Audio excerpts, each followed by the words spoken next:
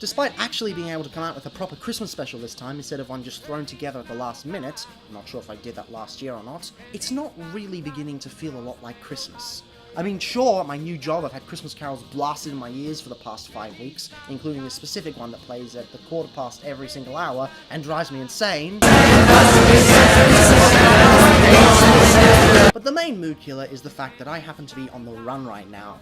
Yeah, remember that last video I did about the Power of the Primes event? Well, I may have stolen a figure from Michael Vella, and he's not very happy about that. Of course, this had to be stolen from Michael Vella.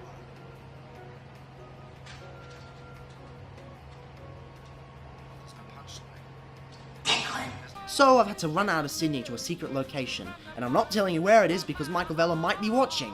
I will tell you that this will probably be the last video I do, because after that, I'm running away into the bush, never to be seen again. But just to spite Michael Vella, I'm gonna review the figure I stole.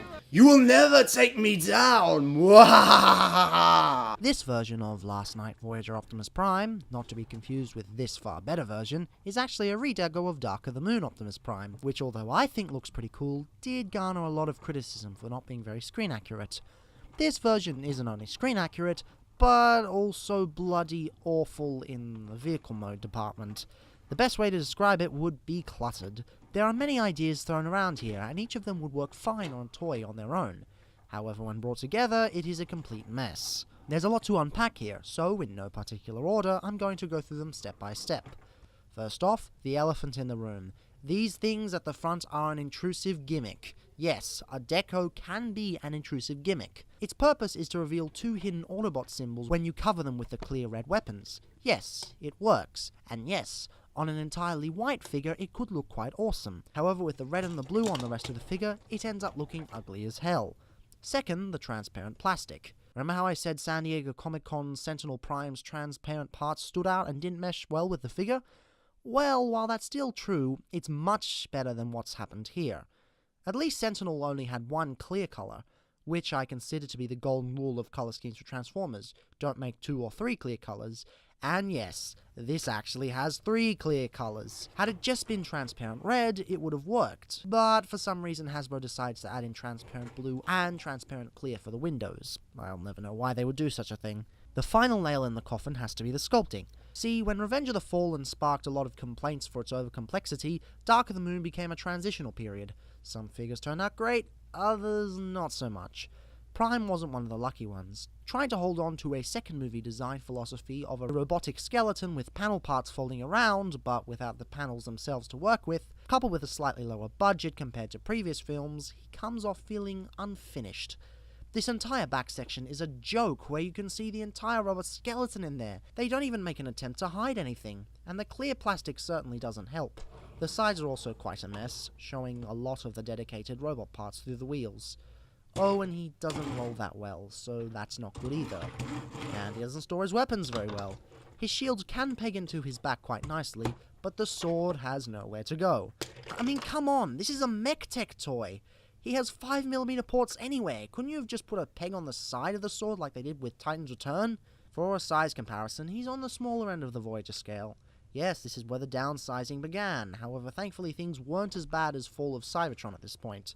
A rather strange coincidence, one of the people at the Power of the Primes event brought along the first edition Transformers Prime Optimus Prime. You know, as a joke to make it Power of the Primes, Transformers Prime, Optimus Prime against the Optimus, you get the point. But the thing is, that when I compared the 2 transformations, they were near identical. Of course, this one did it first, so, you know, you can see where a lot of those ideas come from.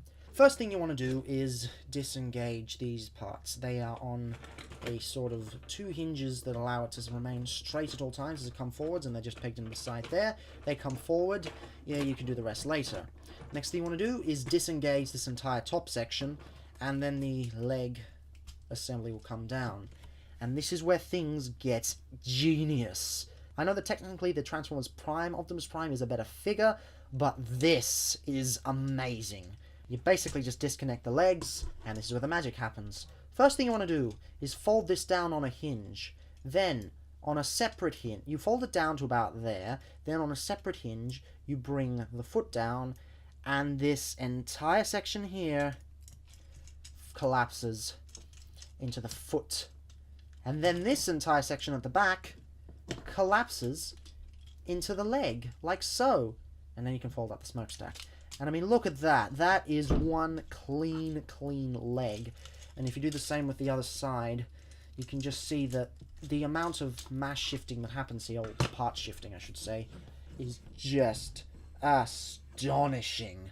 From here it's not as good, but it's still okay. What you want to do is disconnect these parts from the sides and then fold them up. And I mean, then you fold them sort of in, and that's kind of just lazy if you know. So then you untab this entire ugly section here.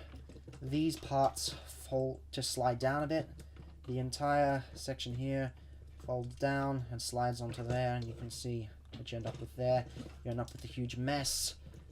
Open this up, and then these parts pop around, and then these arm bits tab into each side, like so, locking the chest piece in place. And the chest piece does look quite awesome, but it's definitely not screen accurate. Might be for the better though. So what you do then is you untab these, you bring them down into what would be an inward elbow syndrome pose, but there are wrist swivels, so that'll be not too bad of an issue later. So you just bring that into place. You go to the back. The wheels here fold up to clean up the arms. They just twist up. And finally, take the head, flip it up, and then lock it into place with that back panel there. What I like to do is just bring the chest just one bit forward on the ratchet there. And I know maybe later in the script I say that there are no ratchets, but there are ratchets forward. It's rather odd if you ask me. And then, with the power of all his posing, he looks surprisingly good. Yep. Pretty good. Okay, this robot mode has a lot wrong with it, but I still kinda like it. The top section is a bit of a mess, but everything from the waist down is clean and concise. I find it hilariously awesome that they sculpted in hip wheels to make it screen accurate, in spite of the fact that this figure is anything but.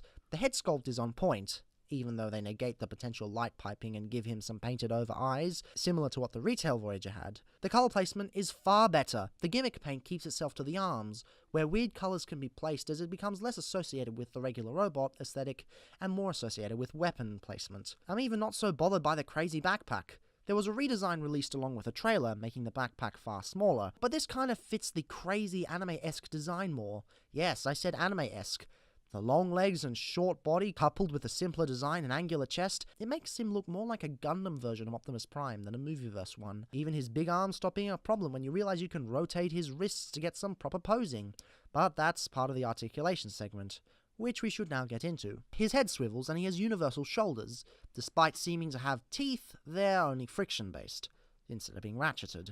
You may think he has inward elbow syndrome as well as gorilla arms, and yes, a lot of figures from Dark of the Moon did suffer from this issue. However, through the same fix that I proposed, this issue is negated. Prime's wrists have ball joints, and once you turn them around, you can get pretty much any pose out of it. Plus the arms are double jointed, thanks to the transformation.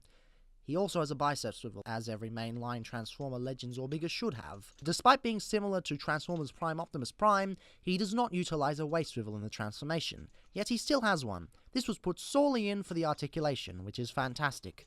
He has universal hips, which once again are teethed but not ratcheted outwards. At least they are ratcheted forwards. Kinda weird how the teethed ones aren't and the non-teethed ones are, if you ask me. Below the hips, you get a thigh swivel, a 90-degree bend, and wait for it, an ankle tilt! This design on its own is okay, but when you combine it with the posing potential, he takes on a whole new personality. Then with the weapons, which are awesome in spite of some poor vehicle mode storage, he becomes an awesome modern tokusatsu mech, featuring so many unintentional Japanese elements in his design. The clear red actually works quite well here, between the canisters and the weapons, as it no longer clashes with the hidden clear blue. This guy finally lives up to the name Optimus Prime, in some sense. Size-wise, he's pretty lanky for a Voyager, simply because the plastic is denser. He has the same amount of plastic as a modern Voyager, but it's put into smaller and less hollow parts. So, is this Optimus Prime worth it? Well, maybe. If you can get past his garbage vehicle mode, he's actually quite fun. The transformation is a blast, and once you get him out of the A stance, he is a joy to pose. It might be better to pick up the original, but then you don't get the weapons, and I feel that's the final point that pushes this from a 2 out of 5 to a 3 out of 5. That said, this Prime is expensive. I saw this twice on my holiday back in July. Once was at the Singaporean airport, where it was about 60 Singaporean dollars, which translates to about the same in dollary dues. He could also be at Toys R Us, but I haven't been there in ages, so I don't know. Thing is, this guy's not very liked at the moment, so it may get to a point where you find this guy in bargain bins and cheap on eBay, just as the Titan Hunter set from San Diego Comic-Con ended up on eBay for very cheap in May. You can get him for a regular retail price at about 50 Australian. I guess it's okay. Now, if he's $30, that is a must-have. Although, yes, it's a bit hypocritical since I didn't actually pay for this figure and I stole it instead, but, you know, you get the point. He's not so much a Movieverse toy as he is an unintentional love letter to all things Japan. But that might just be my weeb tendencies coming through. Yeah, originally I was going to film a top 10 anime from 2017 here, but I realized I hadn't actually finished all the shows. Ah, well, not that it matters in the long run, since I'm going to the bush and I'm never going to make a video again! Maybe I'll live on a farm, even though I'll probably hate it, or maybe I'll move to New Zealand... Oh, wait a second.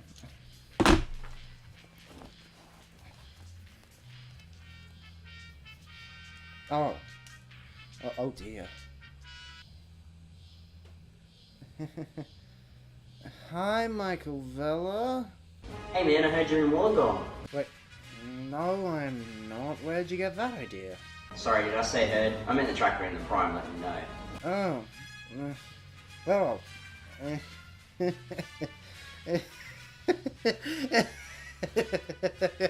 Anyways, I guess I'll be seeing you soon because Brainstorm was one thing, but this really crosses a line. Yeah, catch you later.